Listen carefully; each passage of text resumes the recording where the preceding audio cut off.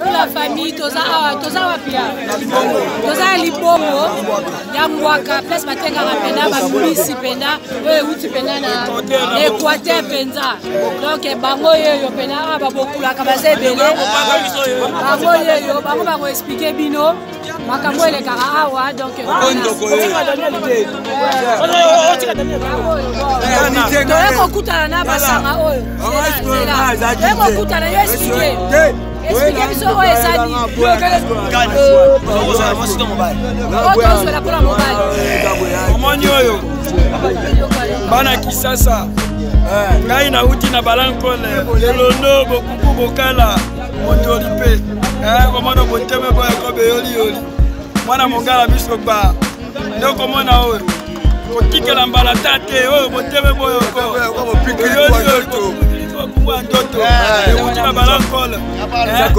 Moi je suis allé na temi avec komela tepe kolongo. Oyo mobali moi kitoko wapi kokoloba. Kokoloba. Pesa koko. Kola nini? Comme hémorroïde interne. Coco, voilà Nini. Là, je la magicien. Comment expliquer, hein? On laisse ça, quand on est basoté. Oyo, et à l'Ikomo, Oyo, Mamisha, on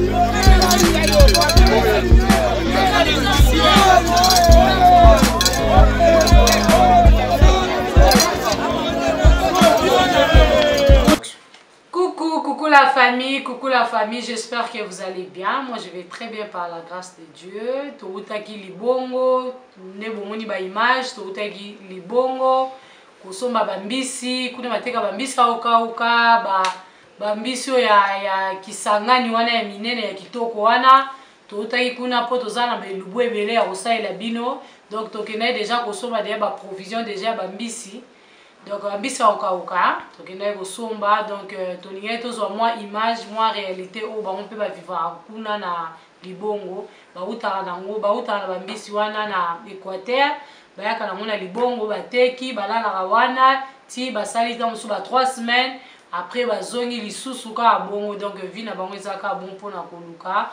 Donc toujours travailler dur, toujours travailler vraiment dur pour te faire sabino ba image, to like sabino neni Kinshasa awa neni vie ezotambwa na Congo.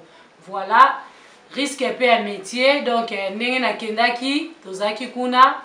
Donc makamyo so to sali mo ba image, to somso ba biloko amatoi nanga ekei. Donc ba boucle d'oreille ba yibi. Donc voilà, ba yibi nga ba boucle d'oreille na latika ka lelo.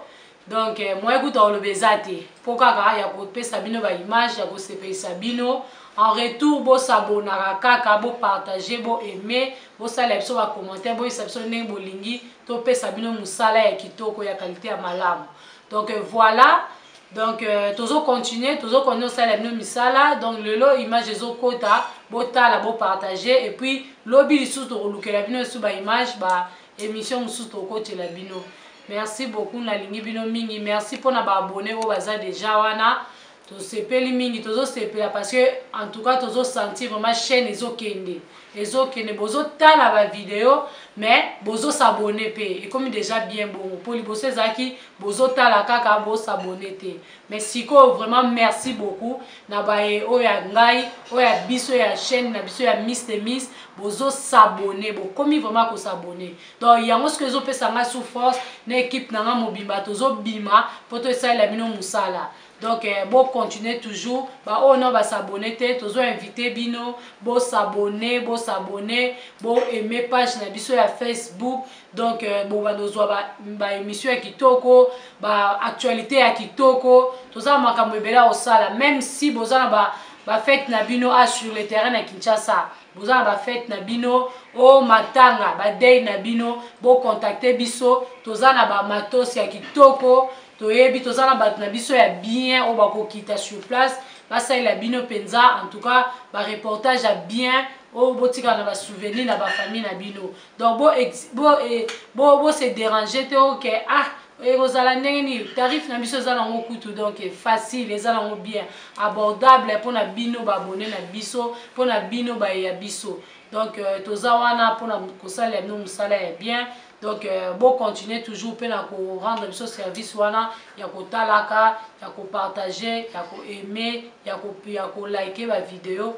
Vraiment il y a un des importants ceux qui peut likamboza o za koto yo olinga o sala moi bino bataba ONG to mutu mo boya ba asbel quelque part olingi to kende to kitakuna to zole ba image ou bien o za la posa o sala mo likamo. En tout cas contacter biso na makamna bino nyoso toza na pona osala musala boza jamais dessus bo c'est toujours na musala na biso.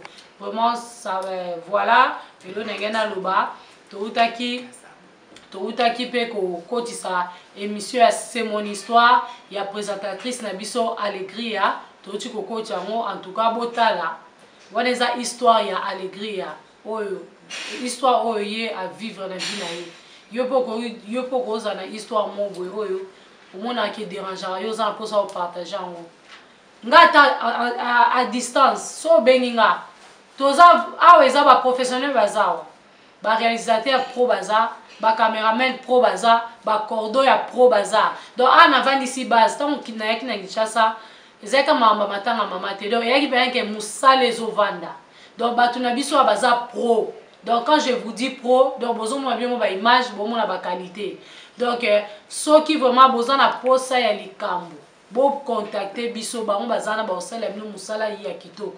Alegria lekaki po abeta li solo ya vie na ye boyo kango yo pe moto za mposa to solo la li solo ya vie na yo atoza na poto atoza wapi yo contacter ka biso numéro WhatsApp eza wana numéro na biso WhatsApp eza wana contacter biso toyeba ndeni tosala arrangement tokokocha histoire na yo tokosola lisolo na yo soki mpe olingi ezala privé tobomba kombo na yo toyebi ndeni tosala tobomba kombo na yo totika voix tosololi yango mpe soki olingi mpe ezala sur place na plateau oza na Paris oza na Bruxelles oza wapi nga na kokita ou toyeba ndeni tosala tokokutana tosala émission moko ya baprofessionnel ekozala bien mpe histoire na yo ekoyede bato misusu po mwinde toza na posa tosungana histoire na yo ekoyede mutu mususu espérance de vie na yo ekoyede mutu mususu alors sobwana makambo toza na rubrique mususu ya masolo ya vie eza bakuo bato misusu bakutani nango ndeti histoire mona ota ekobeta oya copine aza na meilleur ami na ye meilleur ami ake Paris ake obima na fiancé ya meilleur ami na ye bajara masolo wana eza masolo ya vie c'est mon histoire eza genre ya histoire ya mutu moko azobeta mais tant bapesi ngai wana ekomi masolo ya vie wana ngam na beta yango mais so ekomi ya yo moko histoire lere ozobeta c'est mon histoire toza na rubrique ya Miss Cuisine o tozokotisa lisusu awa elubu ya Miss Cuisine donc lenga nazosala ba cuisine ya kolamba yango mpe so eza na kati ya rubrique na biso donc toza un peu na ba rubrique ebele po toza makambo ebele osala eza début mais tozokende déjà dans le bon. Donc voilà, on a zosenga na bino kaka boza toujours wana connecté, boza toujours wana pour na Miss de Michel na biso et que les liboso. Allez, na dédié pour les dédicaces na c'est bino boza tellement belé maintenant de ça la système mobo et journée mon de ça ka live la dédicace pour na bino surtout ba abonné na biso. Bon, na moni to comme presque na suka, na ngeka juste na ça la des annonces par rapport à la place de Outaki. Sinon, bisous à mon cœur, Jiva Simba, le papa des stars. Et puis mon sponsor officiel, Misty Champia, toujours présent. Alors ça, Moussa Kitoko, sponsor moi, ma Kassi. Alors ça, vraiment Moussa Kitoko. Tous en pour ça, ma sponsor est belé, hein. Misty Champia Kate. Tous en pour ça, bateau, hôtel, ma Misty à Tcheboy, à Tcheboy. Tous en pour ça, bon po et loco, Miss de Miss Weke Liboso. Donc famille Mukoko, famille Simba, abonnez na biso tolingi bino mingi. On vous aime beaucoup. Allez, bisous, bye, hein. Au revoir. Allez, Montréal. Ado, et puis Tozana Cordo, Brali Louvoiseau, et puis Tozana Ezer, hein. Toujours, hein. Bon, Tozana la petite Allegria. Yazawana toujours. L'état babisou baya, mais yende Azawana, Yazana petite mot tozo bongisa, tozo formé. Pour y déjà Azana, Azana na kati université, donc il y a une expérience où il s'allait bien. Allez, bisous, que Dieu vous bénisse. Au revoir.